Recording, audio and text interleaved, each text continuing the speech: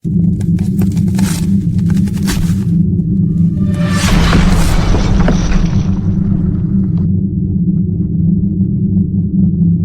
cámara se abre sobre una niebla que se deshilacha en la superficie del mar. El horizonte es un párpado pálido, de vez en cuando, un graznido de gaviotas y el quejido metálico de un faro lejano. Esta es la altura donde nacen los relatos que la historia no puede sostener ni abandonar, mitos que flotan como barcos sin nombre. Esta es la historia del Ouran Medan, o del barco que queremos creer que existió, y en esta primera página abriremos la cubierta para mirar sin prejuicios. Las manos de un radiooperador sobre la ruleta de cristal, la aguja oscila. En los años posteriores a la guerra el mundo aún hablaba por telegrafía en Morse, las noches en el mar se rellenaban de impulsos. Y entonces, en versiones que cambian con el contador que las repite, surge un mensaje, fragmentado, atropellado, aterrorizado. SOS desde Ouran Medan. Flotamos. Todos los oficiales, incluido el capitán, muertos en la sala de mapas y en el puente. ¿Probablemente toda la tripulación esté muerta? ¡Me muero! La placa tectónica del sudeste asiático, el laberinto de islas y el embudo estratégico del estrecho de Malaca, un lugar donde la historia naval internacional, comercio, guerra, contrabando, concentra sus dramas. Es la vía común entre Sumatra y la península malaya, un mar que a mediados del siglo XX todavía arrastra restos de conflictos recientes y nuevas tensiones políticas. Aquí, las rutas mercantes se cruzan con buques de muchas banderas, aquí cualquier radio puede escuchar algo que suena como un reclamo del pasado. No hay una única versión del episodio inicial. Unos relatos sitúan la señal hacia mediados de 1947, otros la retrasan hasta 1948. Algunos periódicos de la época la transcribieron distinta, y en otras narraciones la fecha retrocede hasta 1940. Esa deriva cronológica dice algo esencial, la historia se moldea a la recepción tanto como a la emisión. El material básico, el SOS, la frase final, es lo que atraviesa las variaciones y se convierte en esqueleto de la leyenda. En muchas versiones cercanas al mito, un carguero estadounidense llamado Silver Star y otro buque, el City of Baltimore, recibieron el llamado y se acercaron a la posición del Ouran Medan. Homólogos posteriores mencionan embarcaciones de distinto nombre, lo importante es la imagen, las siluetas que responden a una llamada desesperada y encuentran el silencio. Estas diferencias rastrean más la urgencia narrativa que la certeza documental. Testimonios orales y relatos periodísticos describen escenas de un teatro congelado, marineros sentados en sus puestos, cuerpos rígidos con las bocas abiertas como si hubieran gritado hasta perder la voz, ojos fijos al cielo. Incluso el perro de a bordo, dicen algunas versiones, apareció muerto en posición de guardia.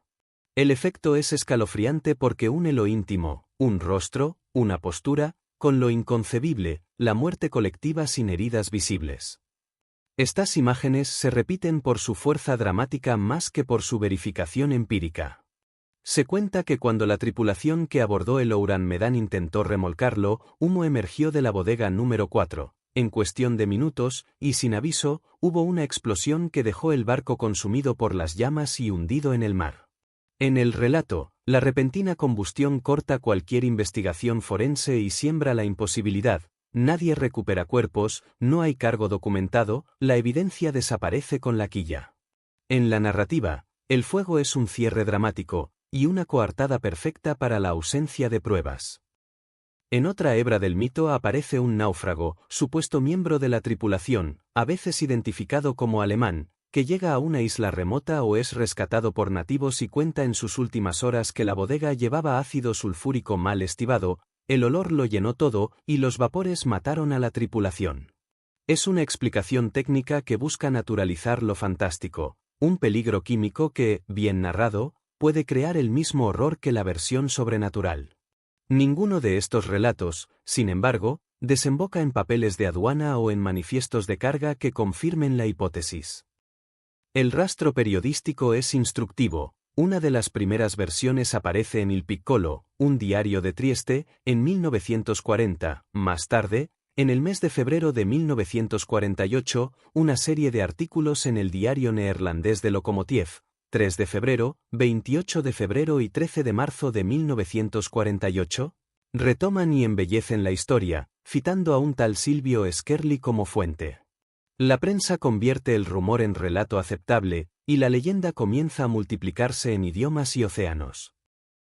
En la penumbra de los archivos surgen interrogantes más prosaicos. No hay registros en el Lloyd's Register de un barco llamado Ourang Medan, faltan asientos de embarque, listados oficiales y testimonios verificables de tripulaciones reales. Para muchos investigadores contemporáneos, estos vacíos señalan la posibilidad, cuando no la probabilidad, de un hoax, una historia diseñada para estremecer y circular. El conflicto entre el relato espectacular y la ausencia de documentación es el nudo central. ¿Aceptamos la historia como un hecho o la leemos como una fábula moderna?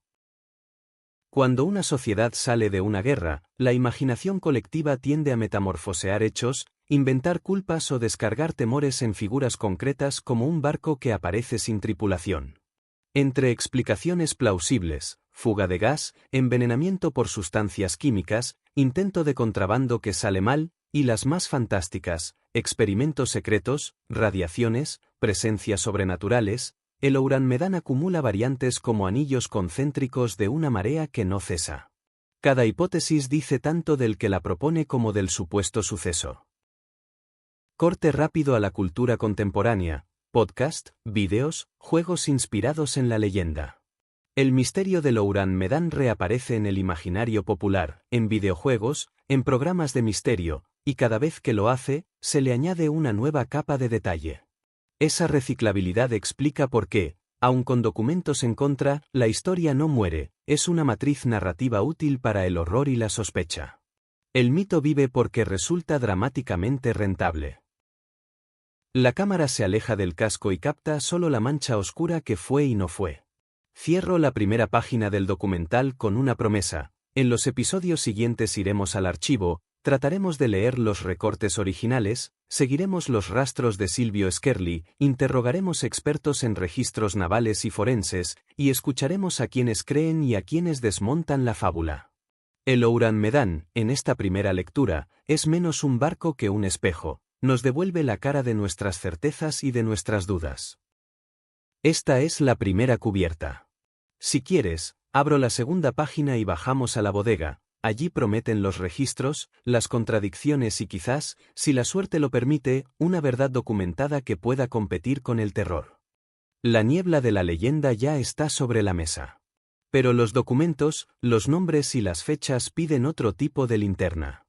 En este episodio bajaremos a las bóvedas de papel y tinta, a los periódicos, a los registros navales, a las huellas oficiales e invisibles que el Ourang Medan dejó, o no dejó, tras de sí. La historia, como el mar, a veces oculta más de lo que muestra. Portada del Il Piccolo, diario italiano de Trieste. Fecha, 19 de mayo de 1940. El titular es discreto, casi un rumor escondido entre noticias de guerra y tensiones en Europa. Se habla de un barco holandés, el Ourang Medan, que lanza un mensaje desesperado. La cámara recorre con lentitud los caracteres impresos, como si revelara un secreto guardado en papel frágil. La primera vez que el mito toma forma pública. Silvio Scherli, de quien poco sabemos salvo que fue señalado como la fuente inicial. Su nombre aparece en los recortes neerlandeses como testigo indirecto. ¿Era periodista, marino, fabulador? La cámara lo muestra escribiendo con gesto nervioso, como si supiera que estaba plantando la semilla de una historia que viajaría lejos. El misterio comienza por el propio narrador de la leyenda. El diario de Lokomotiv, fundado en el siglo XIX, publica en sus ediciones del 3, 28 de febrero y 13 de marzo de 1948 una serie de artículos sobre el Ourang Medan.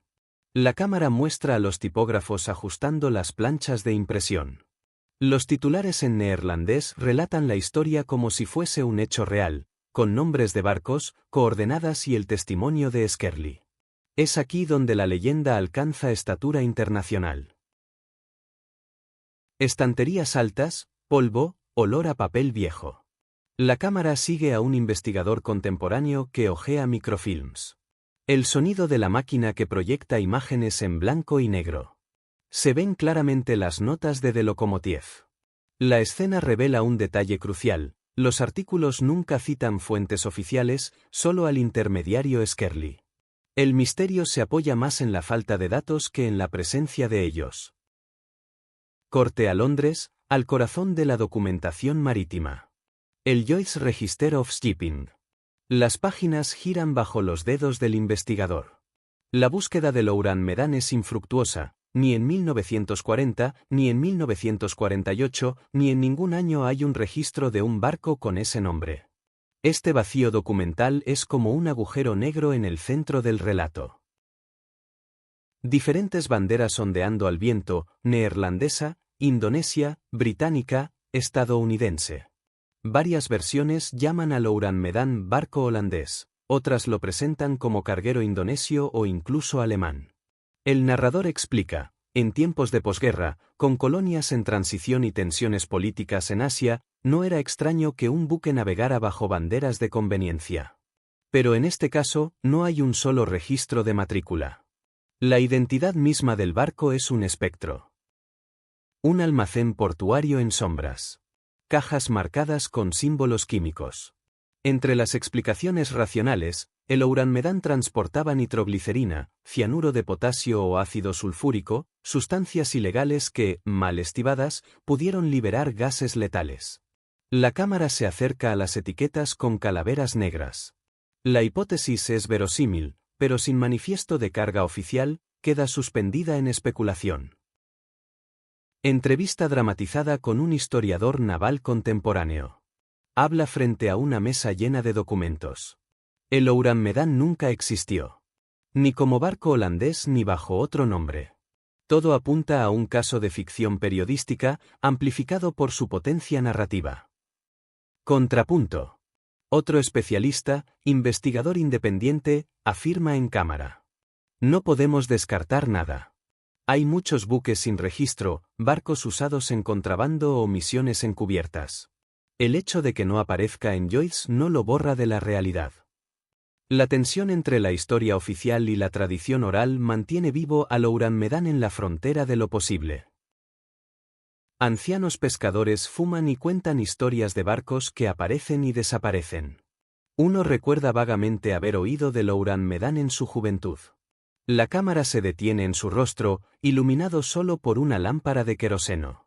El mito se ancla en la memoria colectiva como un rumor que nadie puede demostrar pero nadie olvida.